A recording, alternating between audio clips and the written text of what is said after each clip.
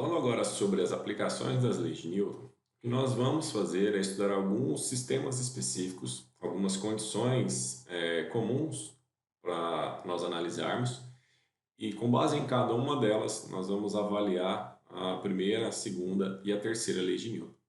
Então, começamos agora as aplicações das leis de Newton.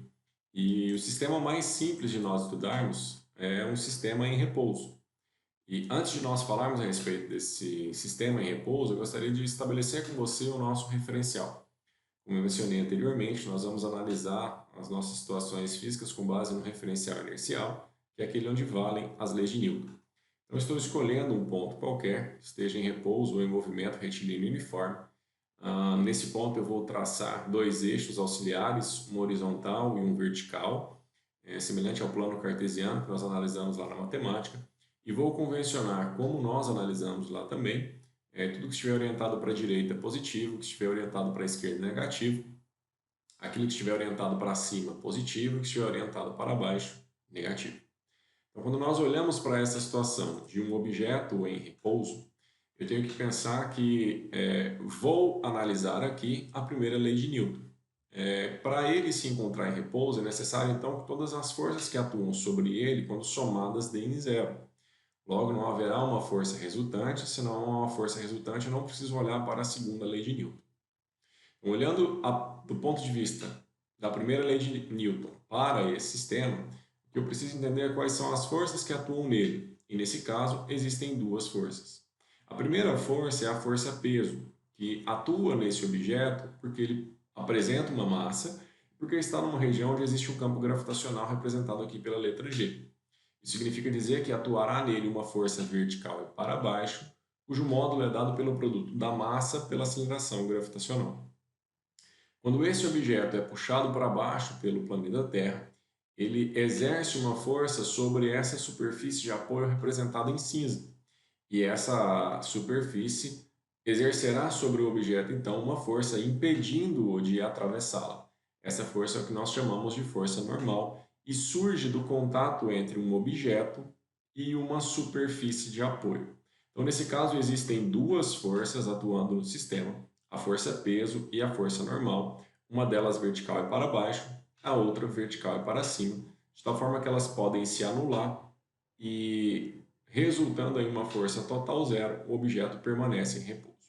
Do ponto de vista matemático, nós podemos olhar para isso da seguinte forma: a força que atua no sistema, ela é a soma da força normal com a força peso. E a soma dessas duas forças tem que ser igual a zero. A força normal é orientada verticalmente para cima, então ela apresenta um sinal positivo. A força peso está orientada para baixo, então ela apresenta um sinal negativo. Significa que quando eu somar essas duas quantidades, o total de fato pode dar zero. A consequência matemática dessa equação é que o valor da força normal tem que ser igual ao valor da força peso. E se nós sabemos que o valor da força peso é o produto da massa pela gravidade, nós sabemos então qual é o valor da força peso e automaticamente qual é o valor da força normal. Uma situação bastante parecida acontece quando analisamos agora não mais o repouso, mas o movimento retilíneo uniforme. A diferença é que o sistema agora apresenta uma velocidade constante, mas ainda assim o somatório das forças deve ser igual a zero. Portanto, eu continuo analisando o sistema com base na primeira lei de Newton e devo garantir que a força total que atua no sistema seja igual a zero.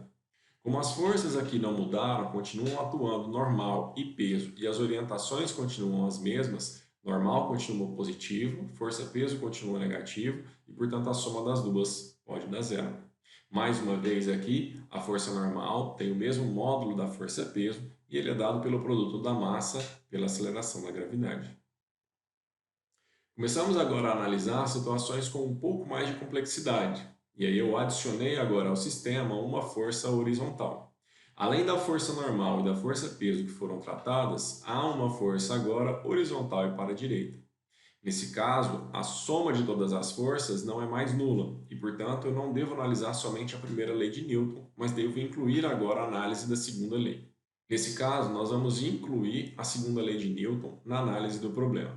E por que não vamos excluir a primeira lei? Porque nós vamos separar o movimento em dois eixos, um eixo horizontal e um eixo vertical.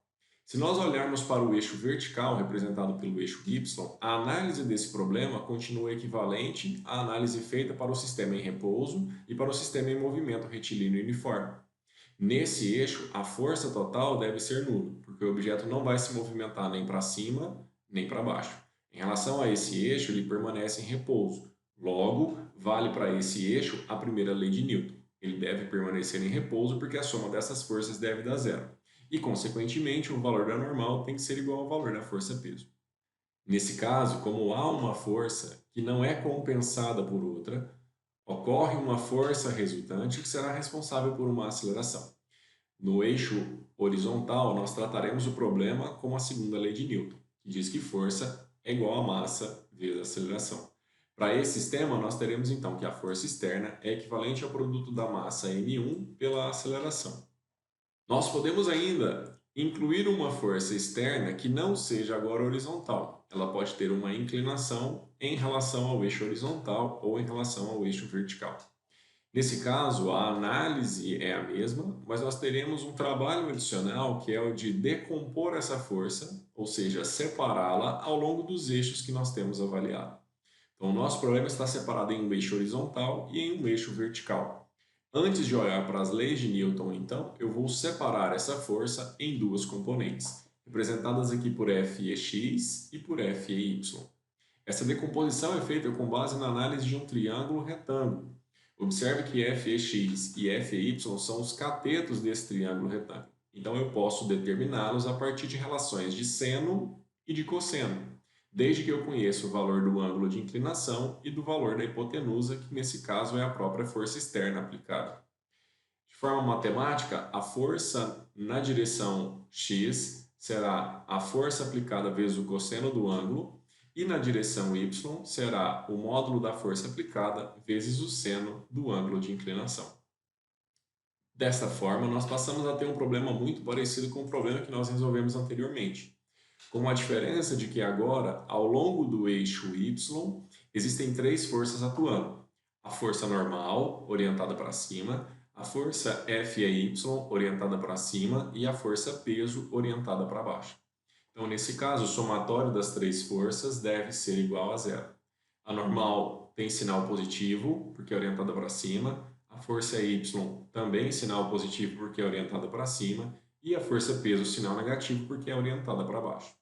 Dessa forma, nós podemos escrever que a força normal é o valor da força peso menos o valor da componente Y da força que é aplicada. Lembrando que a força peso é o produto da massa pela gravidade, e essa força Y é aquela que nós calculamos anteriormente.